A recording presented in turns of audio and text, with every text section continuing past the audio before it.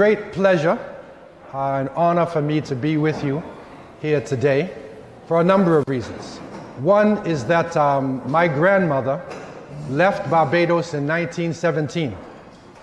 She was a nurse, a dietitian, and she went to America and she married an African American in the city of Boston, Massachusetts, and my mother was the child. And I knew my grandmother, and she used to tell us about Barbados, and she emphasized education. And that affected my mother and my grandmother and my aunt. My mother, before she passed away, got a master's in education.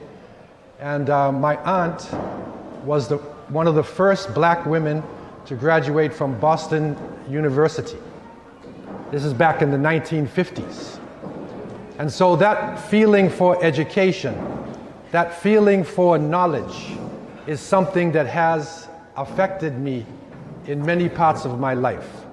So I wanted to share some of this information with you today, and to talk to you not as an intellectual and high language and whatever.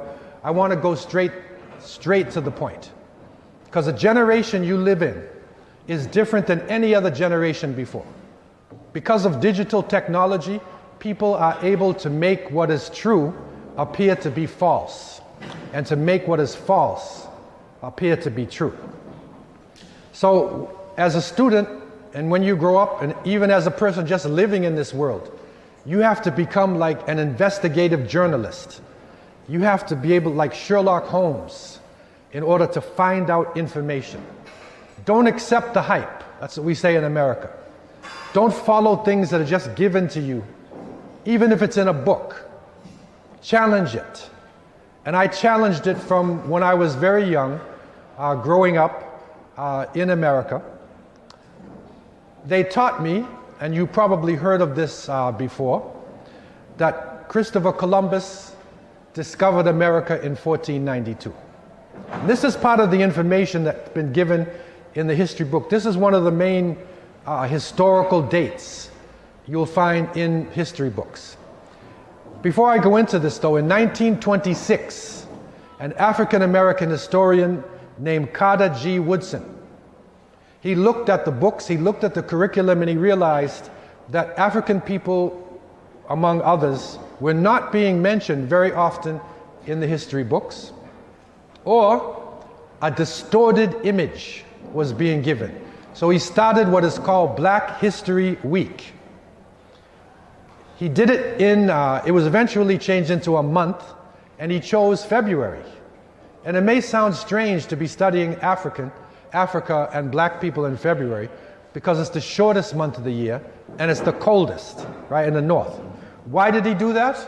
Because Abraham Lincoln, who was the president who signed, the Declaration of Independence, this Emancipation Proclamation, freeing the enslaved Africans in America. He was born in February. Also, Frederick Douglass was born in February. So February was chosen for what is called Black History Month. And in 1976, the US government adopted this as a special time to look at African history. And in 1995, the Canadian government dedicated this. But you would say, what is the purpose of this? We already have history books. They told me Columbus discovered America in 1492. And I traveled around to different parts of the world. I went to China. I went deep in South America. I went to Malaysia, all over Africa. I said, who discovered America? And they said, Christopher Columbus. And I said, when? They said 1492. But my question was, as a student, and to these people, how can you discover a place when the people are living there already? You understand this? This is information being put into your head. You have to learn how to take it apart. Because the reality is that indigenous people have been living in the Americas for thousands of years. We have some proof between 10 to 20,000 years. And what you call Amerindians here, the Taino, the Caribs, the Arawak, the Lucayans, lived in this part of the world for thousands of years. This is a picture, an aerial shot of the Inca civilization in Peru. It's in South America. This is built long before Columbus. And when you look down on it, you see the grid of a huge city. They had one of the largest cities in the world. Could you imagine that in the Americas, and I mean Canada, US, Central America, Caribbean, South America, there was over 75 million people. There was 2,000 languages, different 2,000 languages spoken by the peoples in this area. And yet, Columbus then says, and it's put into the history books, he discovered the place. And if you think about this, it's like if I came and I said, I discovered St. Michael's in 2020. Like none of you ever existed. This island never existed, nobody, because I just reached here. And so what we are dealing with is the erasing of an entire civilization.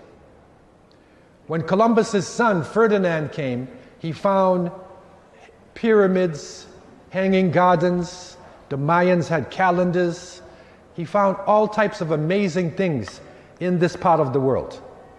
Even if you say Columbus was the first European to come, that would be a mistake.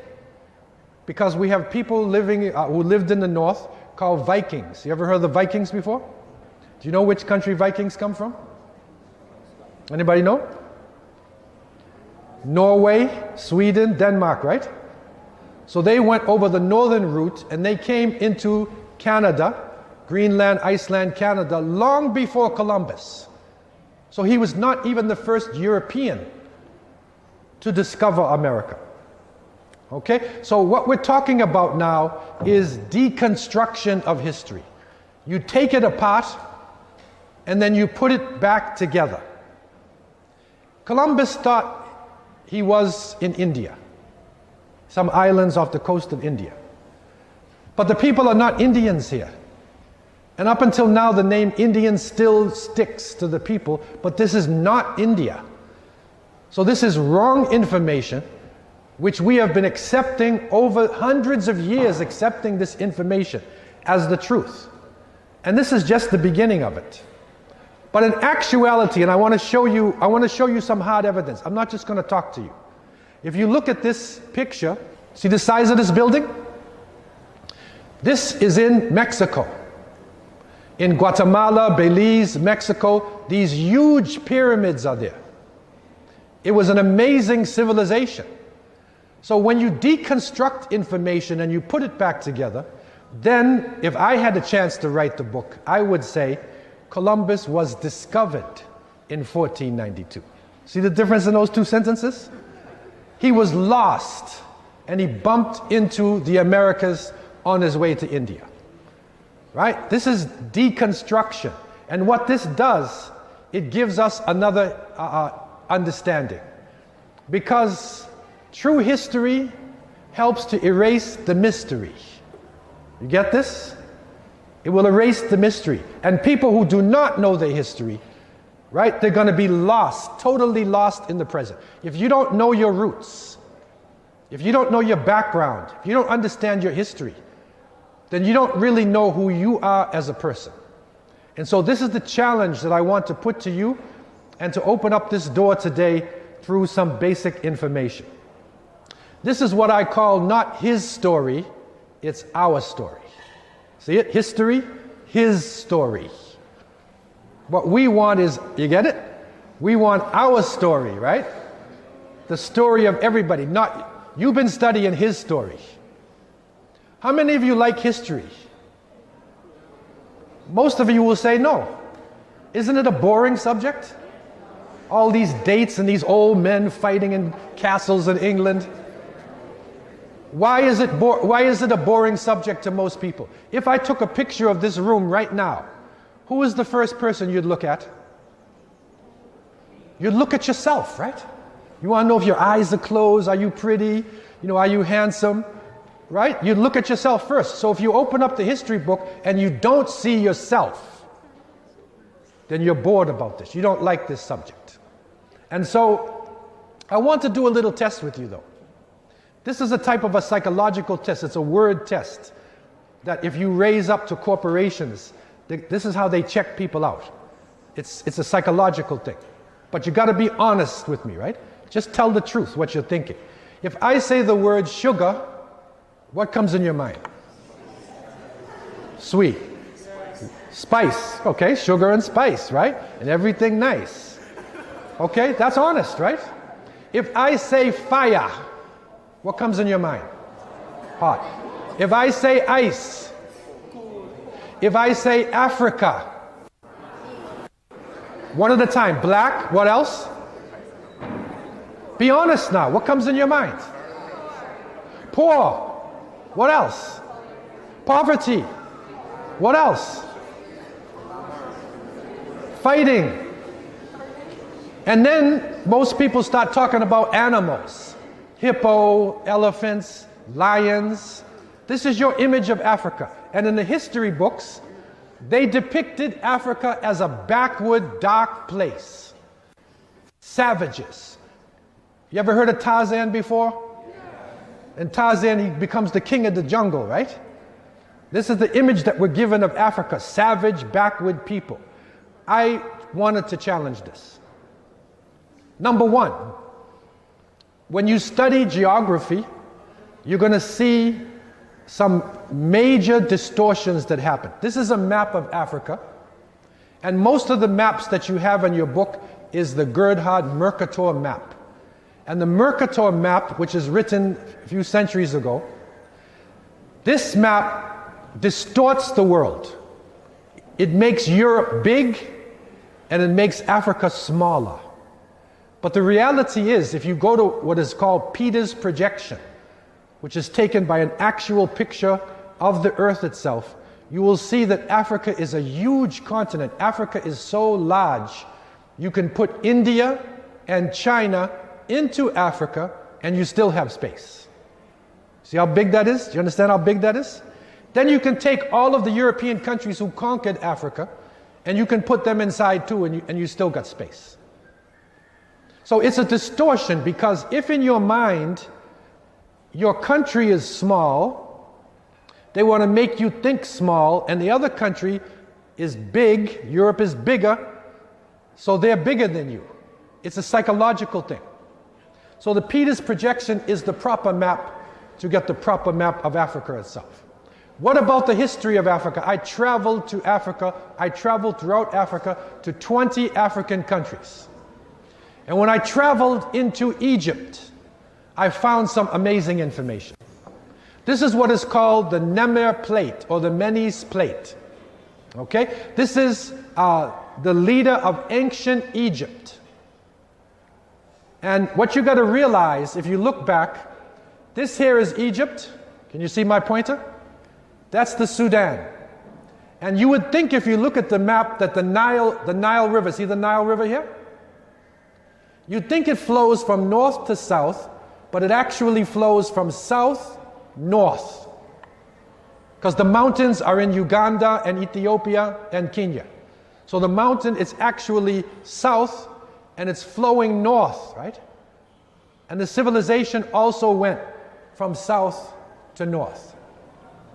In 3200 BC, Menes united Upper and Lower Egypt. He united what is now the Sudan and Egypt, 3200 BC. Now fix your minds now. We're in AD, right? You got to go back to zero and you got to start counting backwards. So 3200 BC, he made a united country. And this is an actual bust, an actual sculpture of Menes himself. This is the ancient Egyptians. The ancient Egyptians were African people. Look at Menes' face closely. Take his cap off, put a baseball cap on him, and he looks like he's from Christchurch. Am I telling a lie? Look at his face. You know this, brother. This is the Pharaoh of Egypt. You understand? Now, what is important about this? Remember what the European historian said? Africa never did anything. It's a backward place. In 3100, they had the first writing system. It's called hieroglyphics. They had a writing system. 3100 BC. Then they built the step pyramid 2650 BC. They built this building here. Now, okay, it's just a building, but it's still standing up until today. And I went underneath this pyramid and I found, see how it looks underneath? You go underneath and you will see passageways. This is 2650 BC. If you add 2020 to that, you're talking over 4,000, maybe 600 plus years. If you have a building in Barbados 100 years old, it's a national monument, right? It's a historical building. This is 4,000 years old, and it's still there. The ancient Egyptians were doing brain surgery, right? We found this down below the pyramids. They had an amazing civilization. But I said, I want to take it a step further. So I left the area of Saqqara, and I went to another area in Egypt called Giza. And as you're walking in Giza, see the town? Then you see this huge structure in the back. This is called the Great Pyramid of Giza. And what is important about this pyramid, and this is how it looks when people going through the desert. What's important about this pyramid here is this. Number one, it was built for this pharaoh whose name was Khufu. Look at his face closely. Put a baseball cap on him. Where did he come from? St. Thomas. Where did he come from? Look at his face closely. Seriously. What is important about this? What is important about the fact that this is an African person? It's important because this pyramid was the largest building in the world until the 19th century. Tallest, right? It was the tallest building on earth. Try to understand this. Till the 1800s, right? No human being ever built a building of this size. In one structure, it has 2,300,000 blocks of granite. Granite is a tough stone. Some of these blocks weigh 2.5 tons. Look at this building closely. The corner of the building is perfect right angles. The corners face north, south, east, and west. The difference between the length of one side and the length of another side, they measured it. You know what the difference was between one side and another? 8 inches. Only 8 inches. Huge stones. Look at the size of these stones. And some of them weigh 2.1 tons. This stone here, see the size of the stone? That person, by the way, is me. That's me. You see? So now you get a real live scale model, right? That's me. Okay? Like, look at the size of this. You see? How do they do this? There's no slaves, put it on their head and carry it. You can't carry a stone like this. You have to understand physics and math. You have to have an unbelievable understanding. But you know what's the strange thing about this? We were taught that math, modern math, started with the Greeks. Right? The Greeks, right? Then the Romans. But Greek civilization did not start until 800 BC, which means that's almost 1,500 years or more after this was built. And the original Greeks, they were not racist people. The Greeks were honest, and they said, we got our civilization from the Egyptians. They were dark-skinned people with curly hair. They had no problem. Okay? Look at the size of that building. You know what's interesting also? There's no cement in between the blocks. It's cut out perfectly and put into place. I went down into the pyramids. There's tunnels inside. You go down inside and found different rooms and different things inside of the pyramid, things that they were doing. Then I went south and I found a place called Thebes or Karnak, and they had a university there. This is an ancient time, a university. They were studying all of these sciences in this university. Look at the size of the columns. See the man there? Look at the columns. Now, remember the Greeks? That's the Greeks and the Romans. See the difference between that column and the other column? This was 1,000 years after, 2,000 years after, because the Great Pyramid of Giza, this was built around 2,500 BC.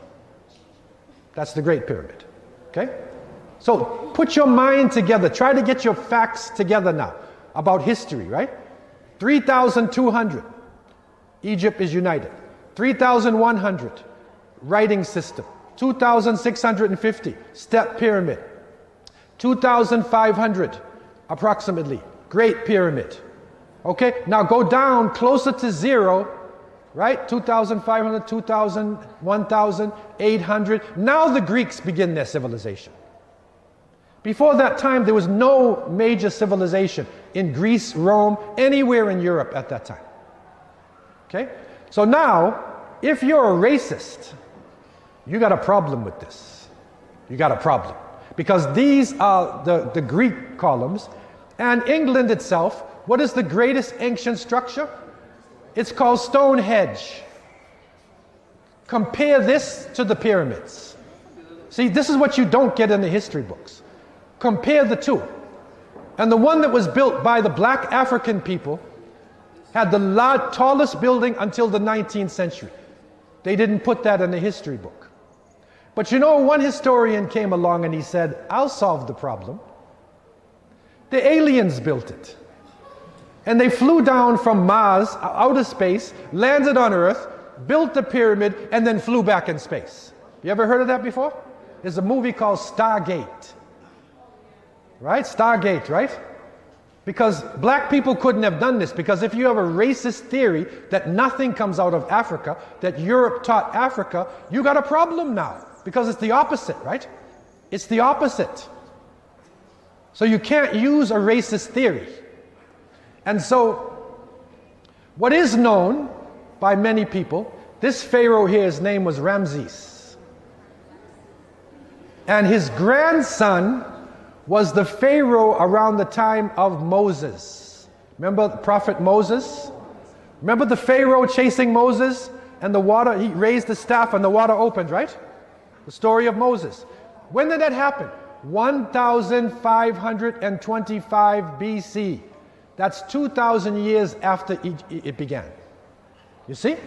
So the pyramids were already there in the time of Moses.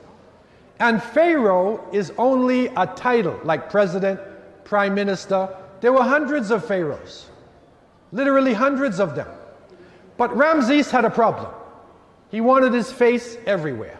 So he put his face all over Egypt, and his ego problem, his grandson, by the time it reached his grandson, he thought he was God. And he wanted to be worshipped in the place of God. And that's where Moses opposed him.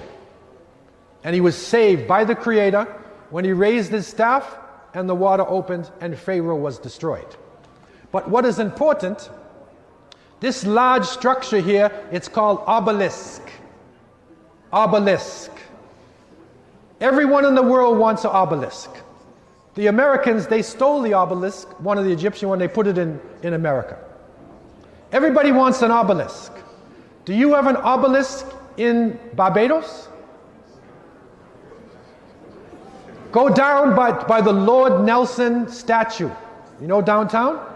You see a cross on Lord Nelson? It's an obelisk. It's not a big one, it's a little one, right? But you have an obelisk. The largest obelisk in the world was not in Egypt, it's in a place called Aksum, which is Ethiopia. Now, what is it that you know about Ethiopia? Okay? Jah Rastafari, one love, right? That's what you know, right? I and I. This is what you know about Ethiopia. But there's other things about Ethiopia as well. One important point is that Ethiopia, Aksum, was one of the most powerful empires in the ancient world. They had elephants in their armies. That's the largest obelisk in the world. This is technology, it's a sundial. Right? They use it for mathematics, they use it for astronomy. Okay? And it's right around this time that Prophet Muhammad, peace be upon him, he appeared in the Arabian Peninsula. He was teaching the belief in one God. He was teaching no racism. His followers were light-skinned, dark-skinned, Arab, African, Persian, European. They were all with the Prophet. And after 5 years of teaching, Prophet Muhammad then said to his followers, you have to leave. They're killing us. They were torturing the Muslims, killing them. So he said, leave Mecca, which was their base. Where did they go? They did not go to Syria. They did not go to India. They did not go to Malaysia. They went to Africa. This is a very important historical understanding. The first place that the followers of what we believe is the last prophet, Muhammad, peace be upon him, after Abraham, Moses, Jesus, they went to Africa. And what did he say to them? This is an actual saying of the Prophet. He said, if you go to Abyssinia, it would be better for you, for in it there is a king who will not tolerate oppression. It is a land of truth. Go there until such time as Allah shall relieve your distress. Allah means God. He said, go to Abyssinia, or Al-Habasha. That was now present-day Ethiopia and Eritrea. So they went there, and the Prophet wrote a letter to the king of Ethiopia. The king's name was Ashama. His title was the Negus. In Arabic you say An-Najashi. He was a great Ethiopian ruler of the Aksumite Empire. They believed they were Christians, but they believed in one God. Powerful believers, because one of the disciples, Mark, of Jesus, he died on the Nile, and the teachings went up the Nile. So they were Christians from way back, believing in the original religion. So this is a letter which is still available, a copy of it on the left side. The Prophet dictated it to one of his followers. You can find it in the Topkapi Museum in Istanbul, Turkey. This letter, still there today. What did the Prophet of Islam, the last prophet, say to the Christian emperor? Okay, this is the kind of history that you'll never get in your main books.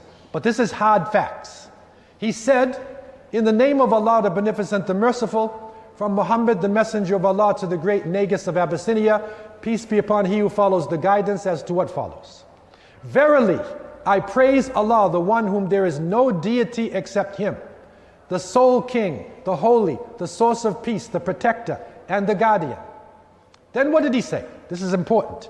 He said, I bear witness that Jesus, the son of Maryam, meaning Mary, is the spirit belonging to Allah, and his word which he cast into the chaste and excellent virgin.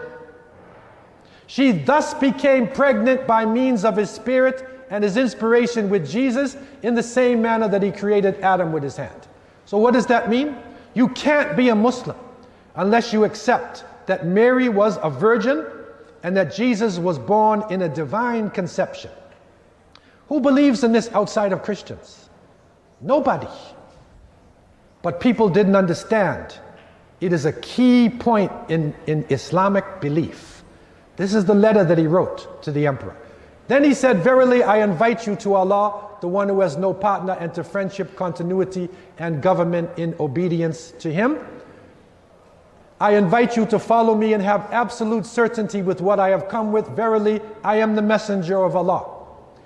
I invite you in your government forces to Allah, the mighty, the majestic. Thus I have delivered the message and given you counsel. Therefore accept my counsel. Peace be upon he who follows the guidance. The Najashi Ashama, he accepted the letter. And he gave sanctuary to the Muslims who were running away from the idol worshippers who were killing them in Mecca. So it was a unity between Christian and Muslim. You see? Complete unity. And Ashama said there's no difference between our religion. Actually, according to what we're taught, Ashama Najashi, he became a Muslim before he died. And this is where he's buried, in Negash in Ethiopia. There are 15 of the companions of Prophet Muhammad buried with him there in Ethiopia. Okay? So now, Africa itself. What happened to the followers of the Prophet Muhammad, peace be upon him? This green here is the spread of Islam within 100 years. They found a place in the north, today you call Tunisia, they called it Ifriqiya. This is Arabic, Ifriqiya. And it meant in ancient times a sunny place. That is the first modern use of the word Africa.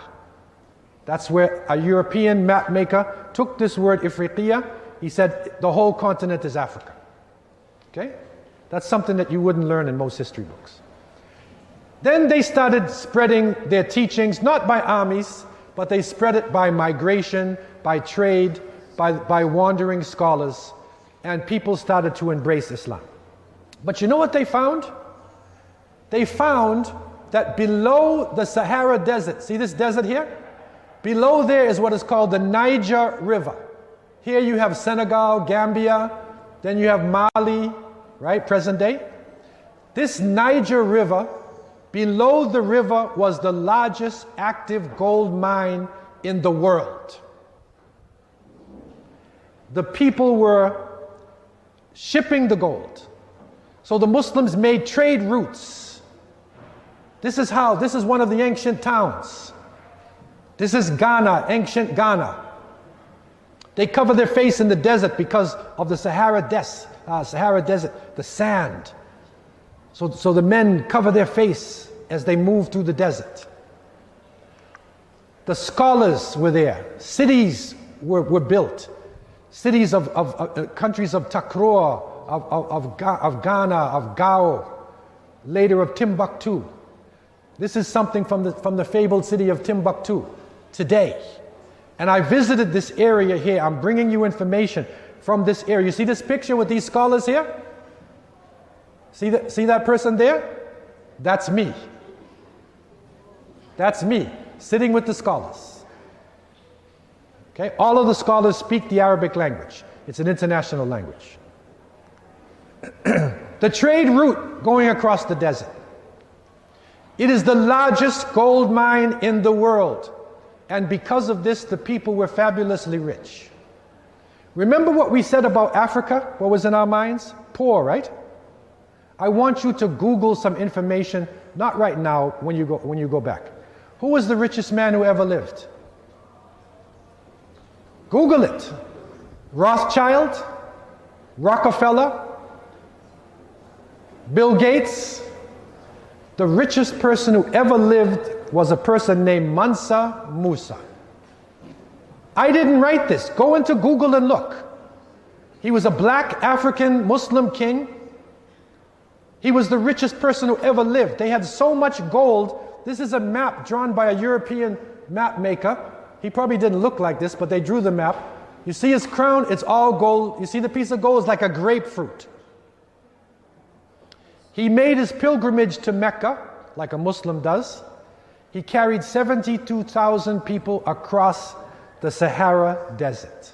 Look at this story here. This is an amazing story. You realize what a desert is? 72,000 people crossed the desert. 15,000 camels laden with gold. He changed the economy of every country that he reached. See this? This is an amazing story. That's the part of history that we should be studying. That's the knowledge. A movie should be made about this. But what are the movies we get now? X-Men, aliens, mutant creatures. Those are our heroes now, right? And the real history is taken away from us. When Mansa Musa came back from his pilgrimage, he used this gold and he brought scholars with him, architects, They built buildings, structures all over Central and West Africa. And he found a mysterious city, which was called Timbuktu. Has anybody ever heard the name Timbuktu before? Usually when they say Timbuktu, they say, oh, get lost, go to Timbuktu. Timbuktu means you're lost somewhere, right? Why is that? Because Timbuktu was considered the Shangri-La. It was a place where gold was all over the place. The people were fabulously rich, and they used their gold for book education. They were heavily into education. Timbuktu, just for those who want to really study history, you know who founded Timbuktu? It's a woman. Her name was Baktu.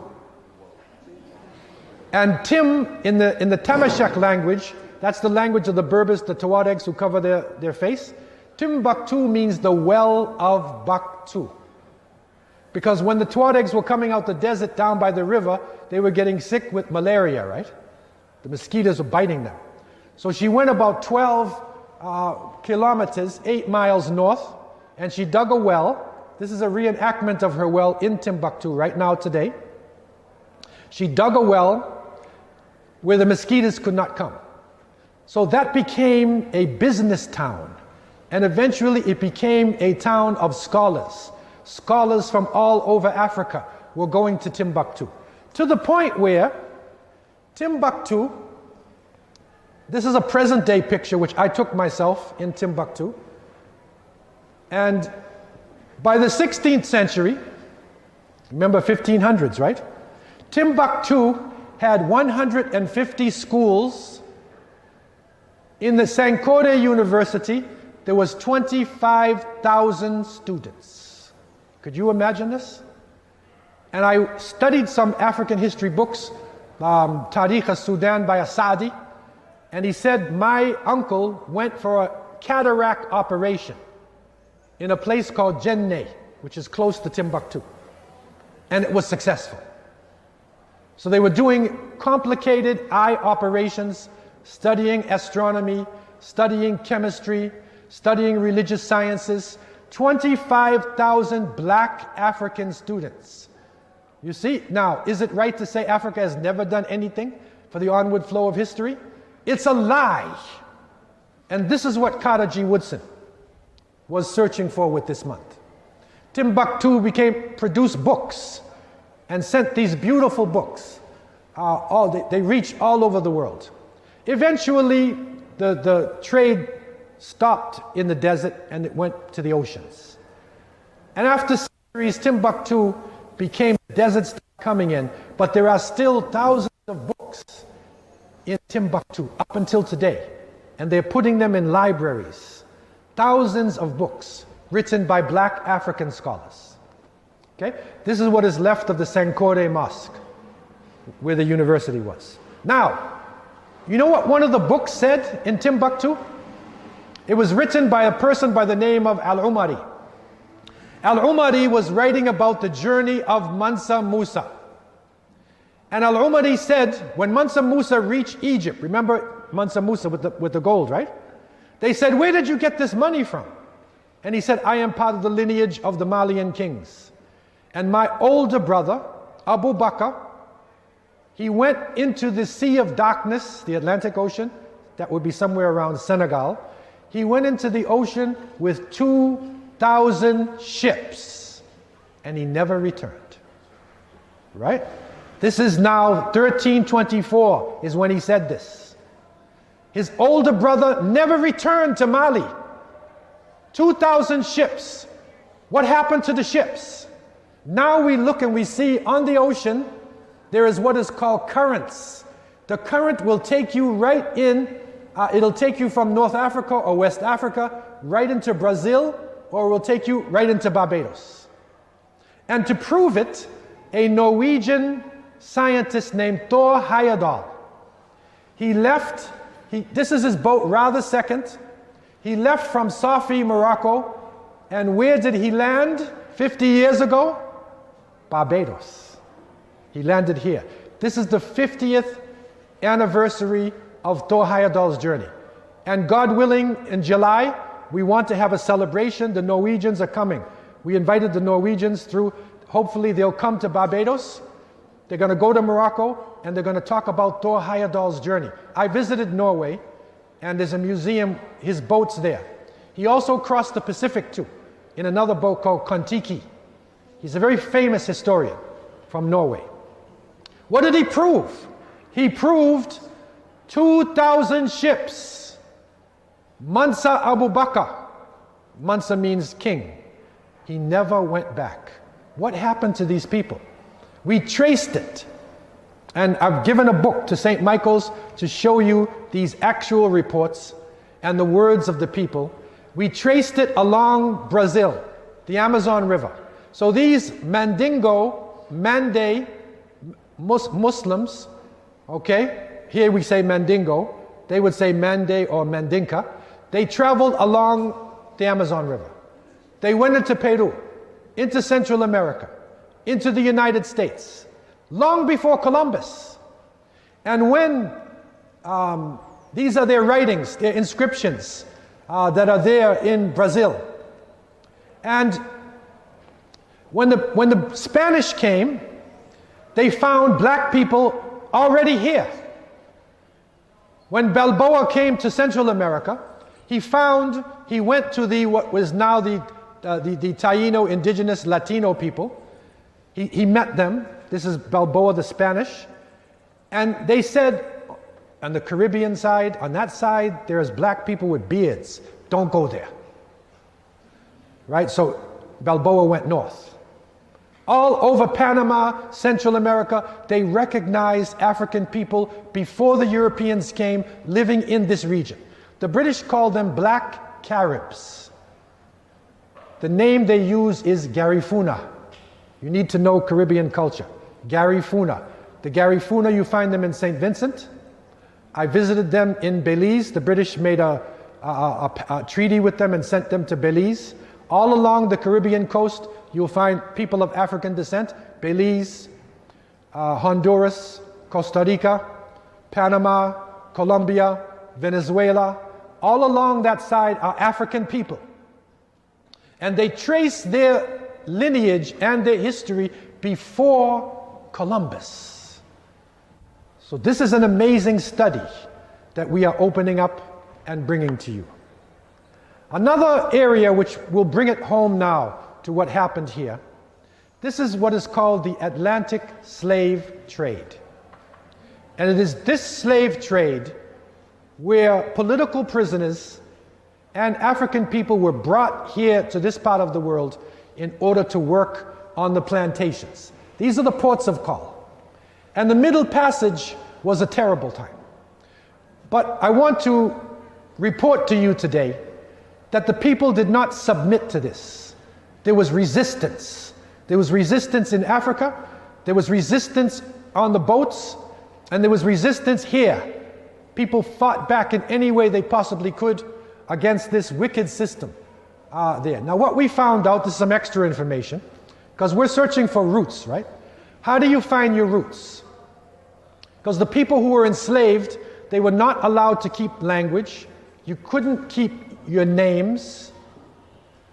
You couldn't keep your religion. You couldn't keep anything like this. But the Muslims were writing Arabic, and they wrote it down in different places, and now it's coming to the surface. So we're studying documents written by enslaved Africans during this period. So now we know about 1/3 of the enslaved Africans were Muslims. Now, how do we get this information? There are documents like this, eyewitness reports, autobiographies written here by the people. The first slaves that were brought from Senegal, Senegambians. But it was a mistake, because they're Wolof. And the Wolof are really proud, strong people. They made a rebellion in 1522 in Hispaniola, which is now Dominican Republic and Haiti. They made a rebellion in Puerto Rico. They made a rebellion in Panama. And so the rebellion started all over the region. And this is how we study this, to show you some hard evidence, if any of you ever want to be a historical researcher. This here, this document is saying, it's written in 1774, it said it's a runaway, it's a slave who ran away from the plantation, right? It said run away from the subscriber's plantation in Augustine Creek 3 years ago, a short, well-made Negro fellow called Mahomet. Now, Mahomet is another way of writing Muhammad. So this was a Muslim here. So this is how we are identifying the names. A lot of it's coming to the surface now, just to show you. This is a prince. Abdurrahman was his name. And he was a scholar. He spoke about 7 languages. The written language was in Arabic. And when the United States began, it was only 13 colonies, right? Fighting the British. You'll study this in your history about loyalists and whatnot, right? The 13 colonies needed to be recognized. The only country that would recognize America was Morocco. There's a letter between George Washington, President of the United States, and the Sultan Abdullah of Morocco. And within their correspondence, George Washington said, any more, when he said more, he meant Muslims, any Muslim who is captured as a slave should be free. That's an agreement. So when they saw him writing Arabic, and the word got back to the United States government, and they freed him. And he returned to his home in Timbo, which is in Guinea, West Africa. Ayub ibn Sulaiman, a great scholar. He wrote the Quran, the book of scripture of the Muslim, 5 times from his memory. When they saw him writing Arabic, remember the agreement with the government? They freed him. And he went back to his home. Yaro Mahmud. This is an actual picture. It's a painting drawn in 1819 of Yaro Mahmud. That's his actual face, right? He's relaxed and calm. He died at 128 years old. He was 70 years in slavery. Could you imagine that? But he won his freedom and he freed hundreds of other people. He's a very famous person to us there in our history. Umar bin Sayyid. He wrote his own life story in Arabic, and the whole book is there in Washington. Bilali Muhammad, who was in a place, the Sapelo Islands off the coast of Georgia. Saleh Bilali, captured at 14 in Jenne in Kiana, right? 60 years in slavery in Georgia. Oh, Lizzie Gray, they called her. She was a Muslim woman who died in South Carolina. Okay, the Gullah people in South Carolina. And you know what's interesting? Many of these Gullah people, we're finding out now, came from Barbados. There's a connection between South Carolina Gullah people and Barbados. Now, what we're realizing, many of these people were Muslims. Look how they dress up until today, up until recent times. Fatima, or Phoebe, the wife of Bilali Muhammad, well known on the Sapelo Islands. Okay? Let's go to the Caribbean. You know the great rebellion of Haiti, Toussaint Louverture. The rebellion was begun by a person named Macandal. He was what is called Marabout, which means a traveling scholar, and a man named Bookman. Toussaint Louverture organized the small rebellions, and he made a great army, and they defeated the French. Okay? That's Macandal. He was a Muslim scholar. Muhammad Kaba from Buka in Malinki, Guinea. He was studying to be a judge. He was captured and he was taken to Jamaica. Look at his writings. Abu Bakr Siddiq. He was a scholar from where? Timbuktu. He was brought to Jamaica.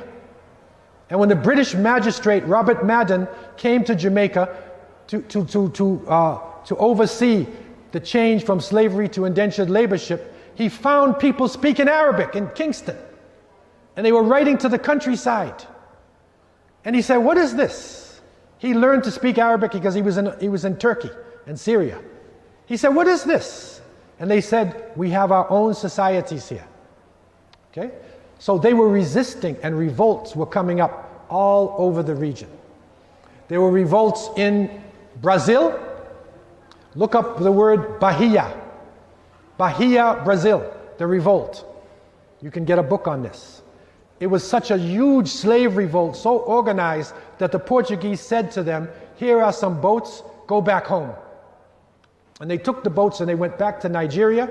And when I visited Nigeria, I visited the Oba of the Yoruba, who is the leading religious figure, and he said there is a mosque in Lagos built by Brazilian ex-slaves. It's still here today. It's an amazing thing. So there's so many amazing stories of resistance. But the unfortunate thing is that the system of slavery was a brutal system. It took away name, it took away language, religion, it destroyed people's culture, forced another religion on us, changed our names to other names, something which was one of the most brutal forms of slavery in the history of humanity. But there was a legacy that happened. The legacy is coming to us, that amongst the enslaved Africans, there were scholars. They were leaders. Look at their writings. Abdurrahman, Yaro Mahmud, Umar bin Sayyid. These writings are coming up from Brazil. In Suriname, there was a big revolt. In Jamaica, the Maroons conquered the center of Jamaica, and they were never defeated by anybody. They have their freedom up until now. This is from the time of the Spanish. These documents are coming forward all over the place. This is part of our legacy here. It is a legacy of monotheism. These are the Muslim slaves. There were also Ashanti, Yoruba, Koromanti, Mandingo, Wolof, so many nations. But amongst the Muslims, they were known for Tawheed, which means oneness of God, Tahara, which means purity of mind, body, and spirit, and calling to righteousness and forbidding evil. That legacy still continues today. It still continues in a very famous African-American Muslim who is recognized today. His name is Malcolm X. Have you ever heard of Malcolm X before? You usually see him in a bow tie. But this is Malcolm X before he died. He's wearing the clothes of scholar. What does he have in his hand? A book. I want to give you a couple quotes of Malcolm. He said, education is our passport to the future. For tomorrow belongs to people who prepare for it today. He said, if you don't stand for something, you will fall for anything. You know what he said? You got to stand for something. He said, if you have no critics, you'll have no success. He said, people don't realize how a man's whole life can be changed by one book. So this is the legacy of Malcolm X, and these are some beginning thoughts in Black History Month, prepared for you. It is part of our returning to Barbados. I leave you in peace. Assalamu alaikum wa rahmatullah. Peace be upon you.